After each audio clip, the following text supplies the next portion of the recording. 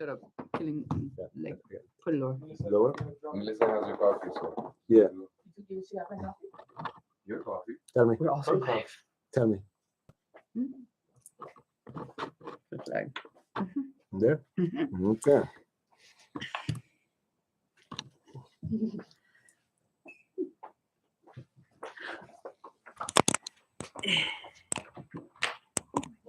Yeah. Yeah.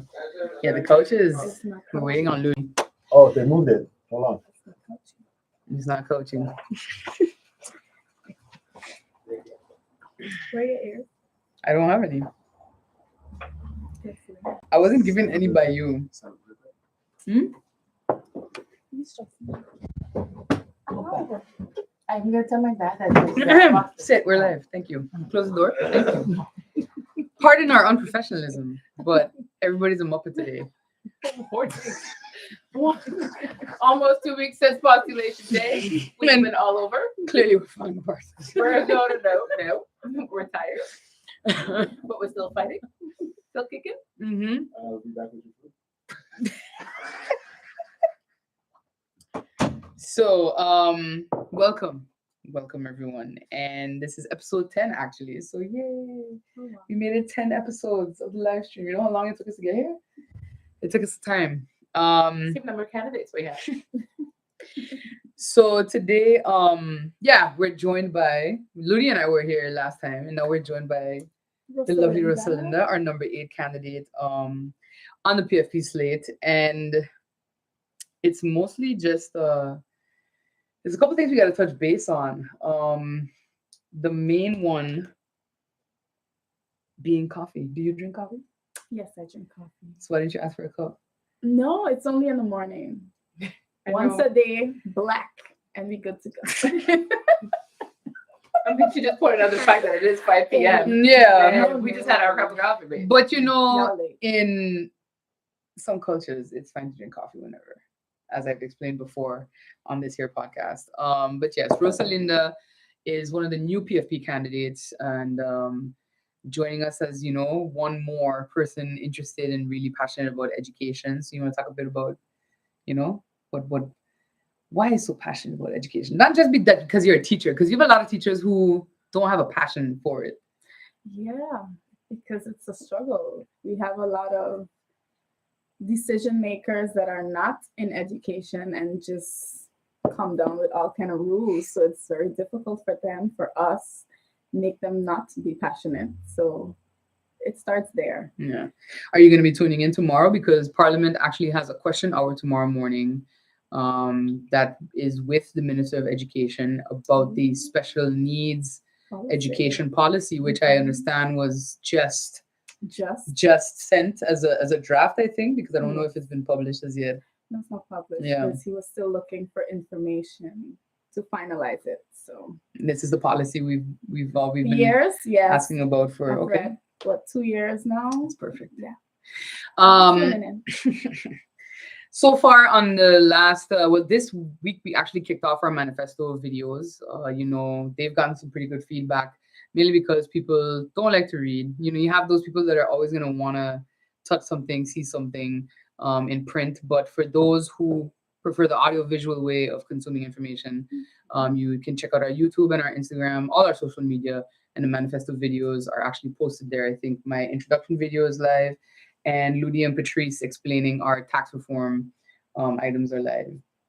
And speaking a bit about tax reform, Yes, ma'am. tomorrow we also kick off the Central Committee meeting to discuss the budget amendment. Yes, we are still actually working because that is the job of Parliament to, you know, continue to do the people's work, even though we're in full campaign mode. At least we'll be showing up for that. Do you want any thoughts about the budget amendment? We were doing budget amendment prep actually early before the live. That's why we're a little helter-skelter, because we were trying to figure out, you know, certain questions that we might want to ask, and also just a general. Well, now we're getting a budget amendment for the 2023 budget, but we don't have the 2024 budget. Yeah. Which is actually quite late. Yeah, and the questions around it is just observations, right? Nothing negative, nothing positive about it. But the difference in when the budget amendment was last presented is that now this one supposedly has a surplus, Now, and that's the most interesting part about it is how did the surplus come about? Why is it happening? Because yes, it's based on a little bit of actuals when you're building up your budget, but I'm very keen to see what comes out of the presentation from the Ministry of Finance, as well as the information that's going to come in, what amendments are going to be proposed by persons in Parliament. Because what I have been hearing is that there is an anticipated payout for COLA that was promised to set. So I didn't hear it from all ministries. I heard it from several ministries. And I didn't understand where it was going to come from as yet. And then there was also the anticipated payout for justice workers, which is also, I am really keen to see where it's going to come from. It doesn't mean that it's not possible. I just also think that the timing is very peculiar because it is now December 3rd. We're going into a meeting tomorrow, December 4th, and then, January 11th is election. So I'm really keen to see what will happen. At the end of the day, we want to see everyone get what they're entitled to. But it's just, you can't, I just feel like the sort of the warning that I want to send out is don't allow yourself to be fooled, and don't allow persons within positions of power to fool you. Yeah, because as has been mentioned before, and MP Peterson was pretty adamant about this. There is a legal term that the budget itself is supposed to be brought, and it kind of seems with this amendment that we're going to be sort of borrowing from the future to pay for the present or pay for the past, but it's in the present actually. And that's something that he said when we were doing prep just now, and it goes back to once again the discussions of how do we improve government's financial management, how do we improve fiscal responsibility in government itself, because all of that trickles down and impacts education, it impacts everything, to be honest.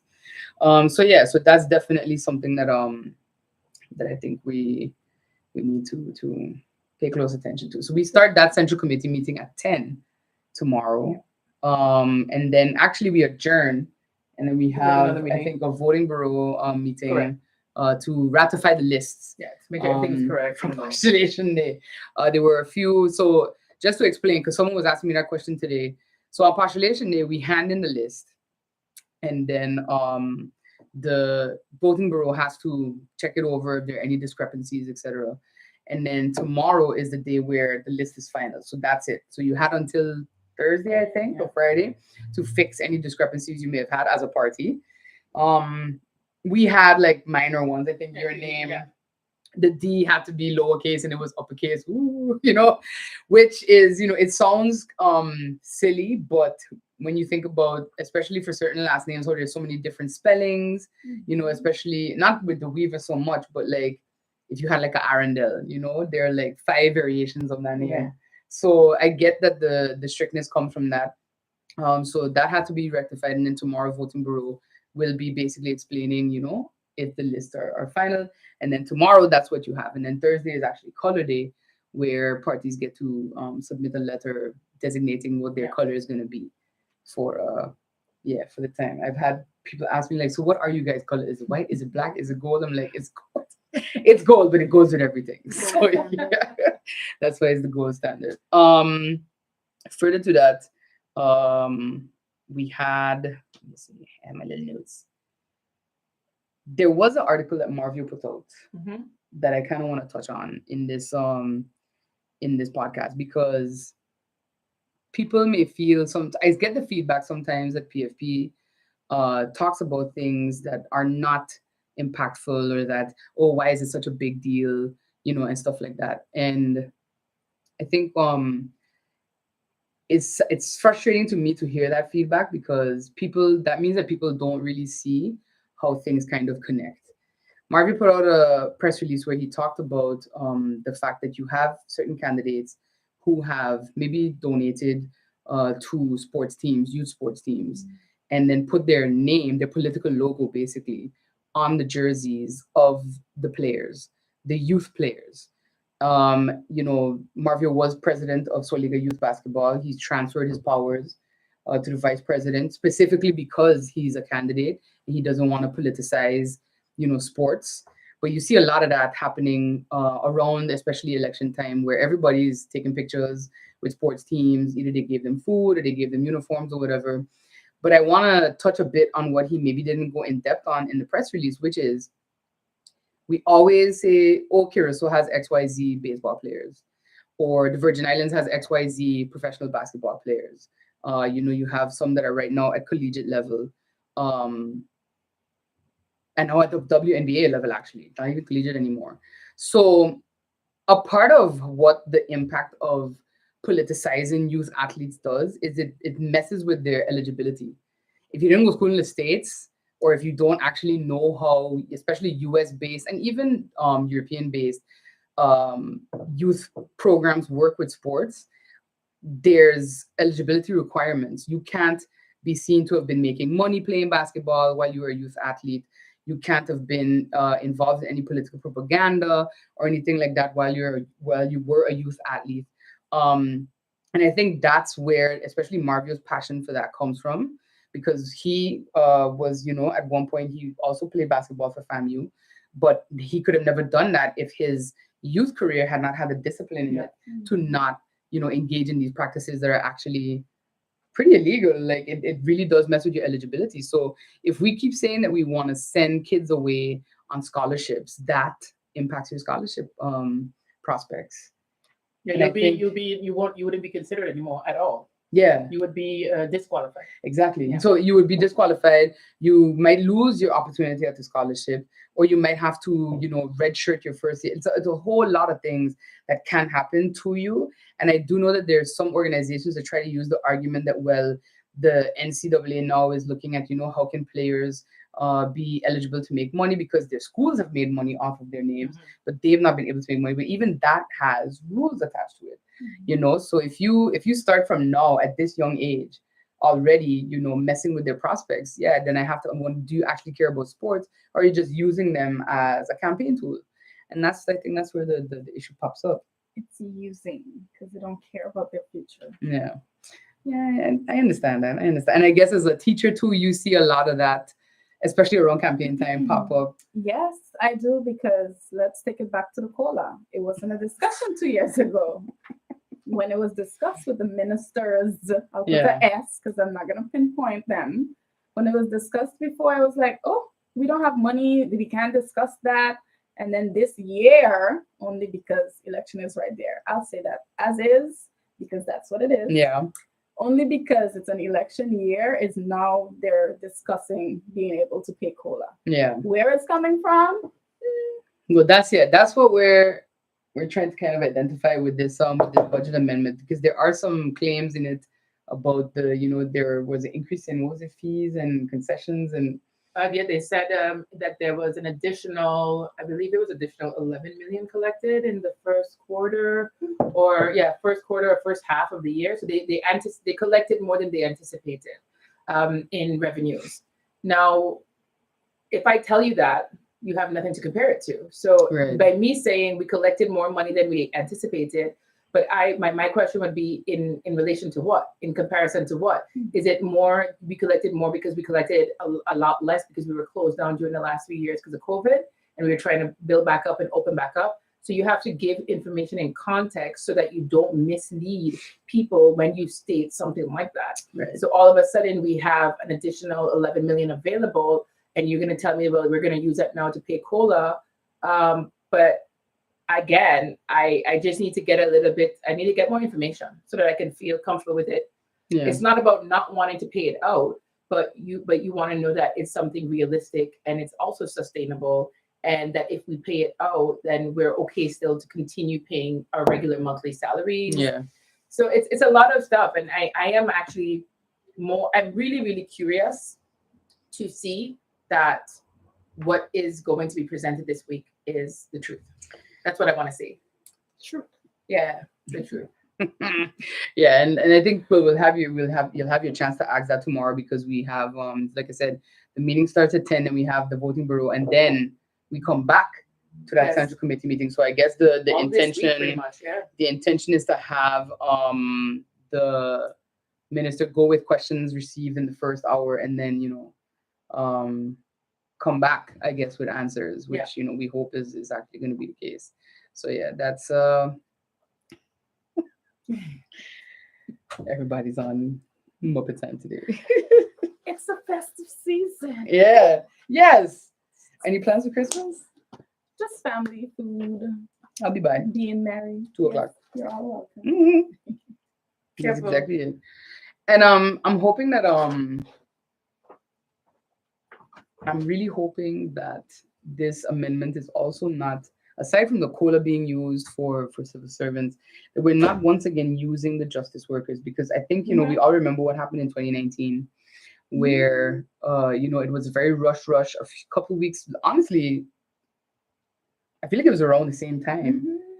or probably like next week's timing or so, Yeah, because that the over- payment was very made. close. Yeah, Because it was very close January before 2020, Christmas. and it Yeah. was- that's true. Yeah. I think it was right before Christmas that the payment was made, and in whatever they can say in the meeting where we were discussing once again this function book scenario and everything, it was basically admitted that that payout was done incorrectly.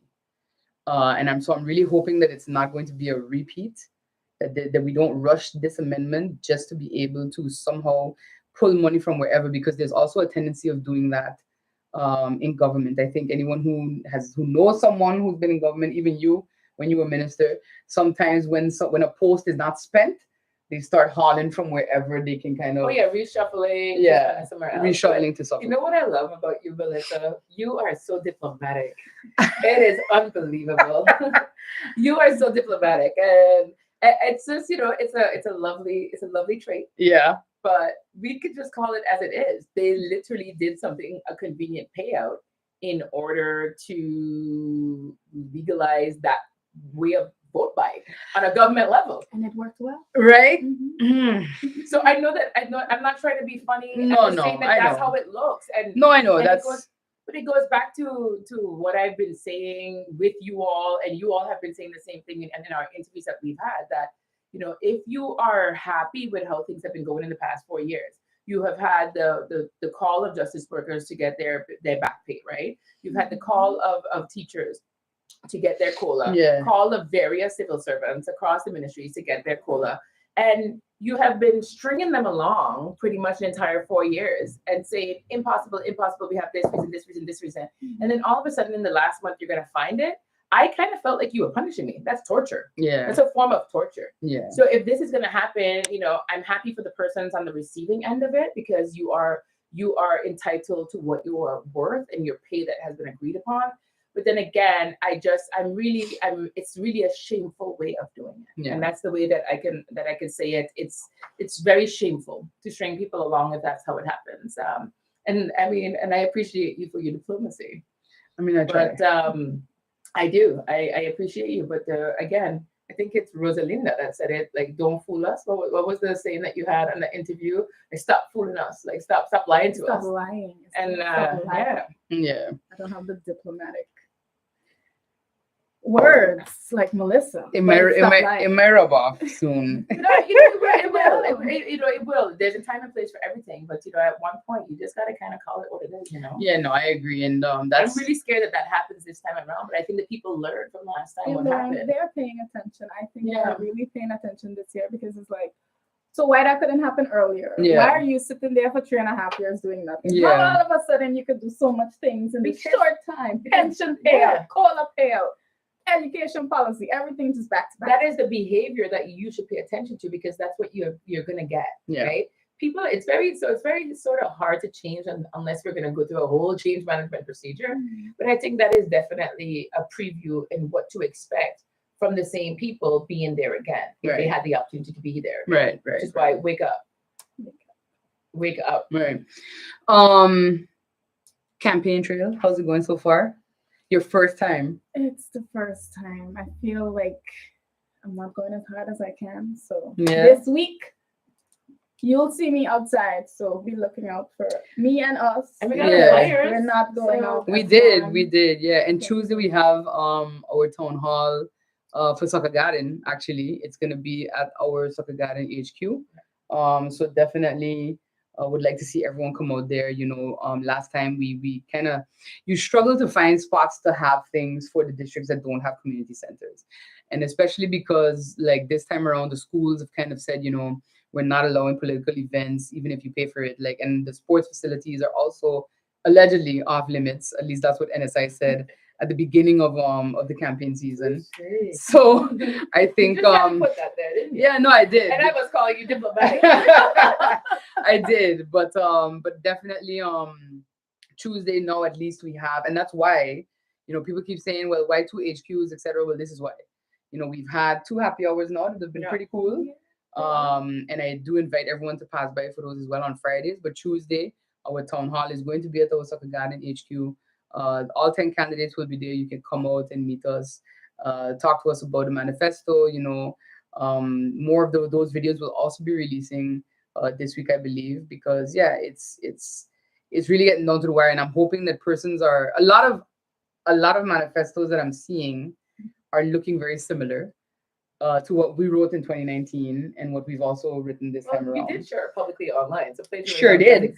Sure did. But I think people, like Rosalina said, have to wake up and decide for them what's the best team to execute these ideas, and what's the team that's going to be brutally honest even at times with the reality that's facing St. Martin as a still young country. So Tuesday we are at Soccer Garden, and then on Thursday we come over the hill for our first over the hill meeting at the Simpson Bay Community Center, because they do have a community center. So yeah, no, it's tough because and I think around this time is when I realized most how we didn't do that sort of urban planning, for districts, in the sense of you want everywhere to have a place, to go to, like Dutch Quarter. I've always loved that community center. I think it's actually the best that we have. It's big. It's to me like state of the art. And I think too, every time I go, the lady who manages it, I'm wondering, well, what is the plan to continue once she can't do it anymore? That's also something. And I think utilizing those centers for me, more often for the community is something that I want to see happen, but also to allow those districts that don't have a space, like Middle Region does not have a communal space then, that the residents can go to. It used to be that you could have meetings at a school, but that's there. Sister Marie Lawrence, and then Soccer Garden, all those places, like it really does open. I think for me, every time election time comes around, I'm like, there was really no plan for how this was gonna go. That's for sure. Most definitely. Which way are you gonna change your very notice? Which is the plan. But no, the town halls continue, guys, and we do stop on the 21st of December. Unfortunately, 2 days later than we stopped last time. We always take a pause, for the holiday season. The upcoming town halls, like I said, Soccer Garden, Simpson Bay. On the 12th, we go to our Cold Bay headquarters for the Cold Bay town hall, because it's also funny how districts that border each other will not come to each other's town hall. It's very strange to me, but nevertheless, that's going to be here at our Cold Bay HQ. The 14th, we're in South Ward, so welcoming the community South Ward and Ebenezer. And on the 19th, we go to St. Peter's, and we end off at D-Way's restaurant in Cahill. So that's going to be our break for the Christmas season. And fun fact, there's going to be a special gift for the first set amount of people to show up at the last 4 town halls for the Christmas season. Yeah, I think it will be fun because it's nice. This is good. Yeah. Because I personally hate campaigning during Christmas. I don't like that we're back here again. In fact, when the rumor was flying around that they're gonna call elections early, I'm like, thank you, please do, because it's very frustrating, and it's a time when people are most vulnerable as well.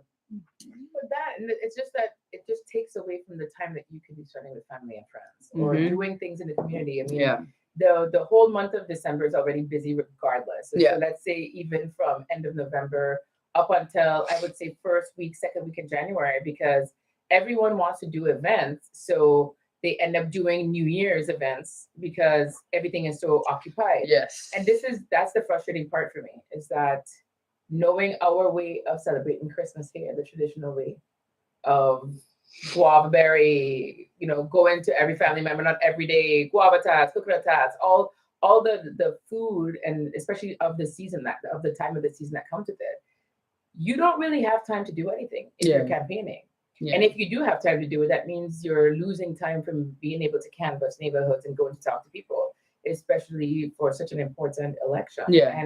And having the balance for me, I feel like this election is a very big turning point. It's a very significant one for me because of the change that we actually really need to have in St. Martin. And knowing that, I feel this constant sort of pressure to be out there, like Rosalinda said, where, I don't feel like I was out enough. But then also I feel guilty because of the time lost from family. So I really do appreciate PFP's approach to, hey guys, it's still Christmas. I'm gonna give you a few days off. Yeah, no, you have to. And we need it. A few days, but we break basically from then until January 4th. And January 4th, we're in Belvedere at the Belvedere Community Center. And then the 6th, I think we're in town on the boardwalk at the Gelateria Milano for Point Blanche. Because again, an area that doesn't really have anywhere to meet, Point Blanche, town residents and such. So we're going to be at the Gelateria on the 6th, and then we wrap it up on the 9th, going back to where we kicked it off, to Dutch Quarter. Which will be awesome. Which should be fun. Yeah, I'm looking forward to that. Me too. Yeah. It's a good back to school this week. Yes. Yeah. Fun time with the kids. Yes. The The best season. the rapper in I don't know about Ludi, but like in corporate speak, they call this circle back season. So it's like you can come up with all the new projects you want. We'll circle back to that after the new year because we're not touching anything. I'm wrapping up what's there, and I'm just spinning on the chair watching YouTube until we actually close for the holidays. Yeah. Basically, hopefully, when we have our meeting here, there will be some decoration up here. Yeah. Give us a little festive spirit. I trust in you. We put up decorations. I trust in you and your ability, to get that done. I will go through the box. And for Rosalina to bring these for the rest of us, because I didn't get any. So that's it. But okay. Mm-hmm. Keep a lookout for the manifesto videos that are going to be dropping this week, as well as our town halls. I think we actually have a calendar of events that should be in the newspaper tomorrow. And actually tomorrow we also get printed versions of our manifesto for those who may want to pick one up. You can pop by the HQs whenever you see it open. There'll be some copies here for you to grab. Again, some people still like to hold something and touch it, and feel it. They don't like to read on a screen. So you can pick up copies for yourself for people that that would prefer to have that version. And have their notes on it, so when they come to the town, and have their notes on it. Have all those questions coming out. Exactly. And then Friday, of course, our happy hour at our soccer garden headquarters, have been really fun. Come and try to win a game of dominoes against. Not me. I'm not the one. That's Rayon. But you know what I like? That one time in Middle Ridge. That one time, and that's So what I liked about the Friday's headquarters happy hour is there was a person that came in to visit and was talking literally to Patrice, and then I came in, I talked a little bit and left, and he was talking about the tax plan. And I just want to say again to persons that will come in and look at this video who aren't online now, that if you can't see yourself coming to a town hall, just stop by. Go grab something in the supermarket, come by us after. You can have a drink. I mean, you can have water, sodas, you can have an alcoholic beverage. But you have access to all the candidates there every Friday. Not because we're not going out in the community, but it's a very casual setting. And it was really nice to have people come in and actually talk to us about manifesto. So it's everyone's just having a good time with each other, but it's so relaxed that you can just ask away. And then sometimes what's so interesting though is when people are asking us questions, they almost hesitate and hold back. And I'm like, no, we want questions. We want you to go in on it. Go in and challenge us, because we put something together with professionals, with each other, having insight from professionals in the various fields. But the whole point is for you to ask us, so don't shy away from it. Because some people are like, I have a million questions. And to get additional feedback, because we don't know everything as well. And I think that's important to say. So it was nice to see that. Because you expect more. Like I thought, the first time that people would just come in and we're just sort of casual, chit chat. But no, they were actually asking Yeah. proper questions about the manifesto because it was based on the videos, like you said. Yeah. They didn't read the manifesto, but they saw the videos that had already come out, and then they were like, "I have a question about this." Yeah. So of Which course we is got which it. is good. So it's good that like I said, people digest information in different ways. So I'm glad. So thank you guys for joining. Rosalinda, thank you for your first live stream. Thank you for having me. Wait, Okay. this is your This first is one? our first, yeah. I thought this was. I did not realize that. Yeah, this is our first. Oh, This is our wow. first Very live stream. nice. The girls came out. We did.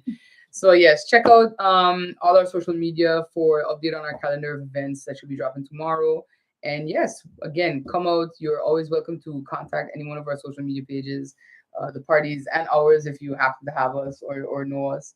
We're happy to answer any questions, and we'll see you guys next Sunday. Yeah. Take